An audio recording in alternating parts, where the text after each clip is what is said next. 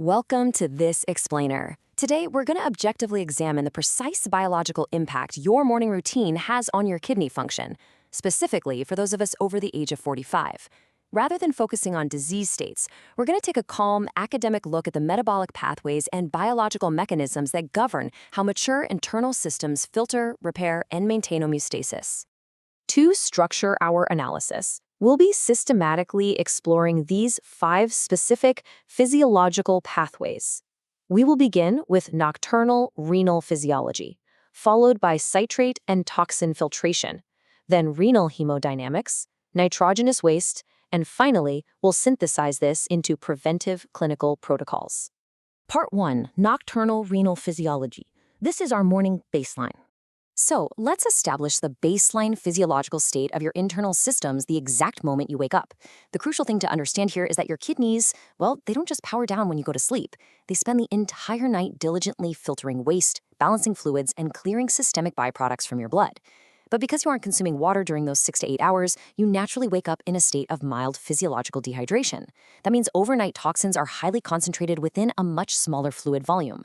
And this concentrated state is exactly why our early morning choices carry so much biological weight. The Centers for Disease Control, along with a 2023 report from the National Kidney Foundation, noted that millions of older adults are experiencing a silent reduction in kidney function. Now, this isn't an overnight failure. It's a slow, methodical biological decline that is largely dictated by daily lifestyle habits, which means your morning routine is a major variable. Moving on to Section 2, citrate and toxin filtration, focusing on biochemical interventions. To counter that morning concentration we just talked about, plain water is certainly helpful, but we can really optimize the biochemical response by introducing citrate. Citrate is a naturally occurring compound that's highly concentrated in lemons. Interestingly, a 2019 clinical observation by the Mayo Clinic documented how this specific compound actively prevents painful kidney stones. It actually operates by chemically binding with calcium in the urine, effectively halting the crystallization process before stones can even form. Plus, it helps balance internal pH and control uric acid. To give you an idea of the macro-level impact of that simple biochemical reaction, a 2014 study from the National Kidney Foundation showed that increasing citrate levels in the urine can reduce your overall risk of kidney stone formation by up to 30%. That is a massive, statistically significant outcome derived from a remarkably minor chemical adjustment, literally just adding half a lemon to a glass of lukewarm water. Let's look at the practical application of this through a clinical case observation of a 67-year-old male patient. His initial presentation included persistent fatigue, mild pedal edema, which is swelling in the feet, and localized lumbar discomfort. His primary morning habit was drinking highly astringent, strong tea immediately upon waking. The intervention prescribed was quite straightforward. Just substitute that tea for lukewarm water with half a lemon. Over a 30-day period, this simple swap stimulated appropriate urine flow, controlled his uric acid stress, and led to a documented reduction in both edema and systemic heaviness. Section 3, renal hemodynamics and circulation. Let's look at biomechanical support. Having addressed the biochemistry, let's explore how biomechanical movement physically impacts these vital organs. During a full night's sleep, your skeletal muscular system is, naturally, largely inactive. Because of this, muscle stiffness sets in and peripheral circulation slows down.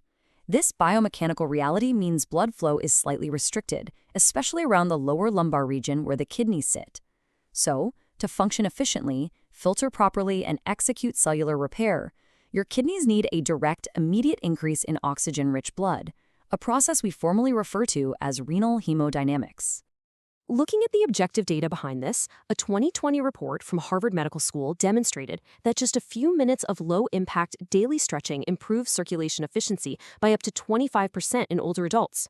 Furthermore, the National Institute on Aging referenced studies in 2018 showing that this kind of regular, gentle movement actually suppresses markers of chronic inflammation by nearly 15%.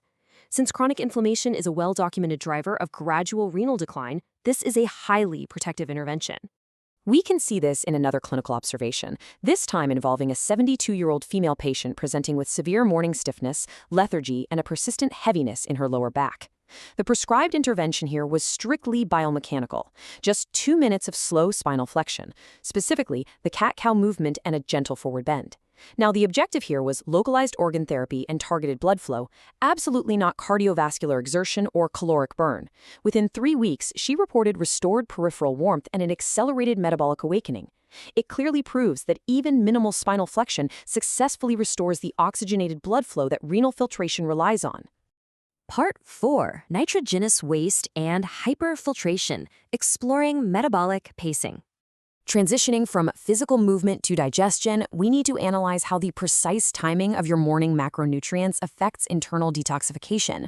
When you wake up, that overnight renal detoxification phase we discussed earlier doesn't just instantly switch off. If you immediately consume heavy proteins like dense red meat, eggs, or highly processed foods, you force your delicate digestive system and kidneys to abruptly pivot to intensive protein metabolism. Breaking down these dense proteins produces nitrogenous waste, specifically urea. In 2021, the National Kidney Foundation warned that this abrupt shift creates an unnecessary early morning strain called hyperfiltration, which is essentially an excessive damaging workload placed on mature biological systems. If we compare the biological responses based on your first meal, the differences are pretty stark. A heavy protein intake yields high nitrogenous waste, an elevated risk of hyperfiltration, and an abrupt interruption of the detox phase.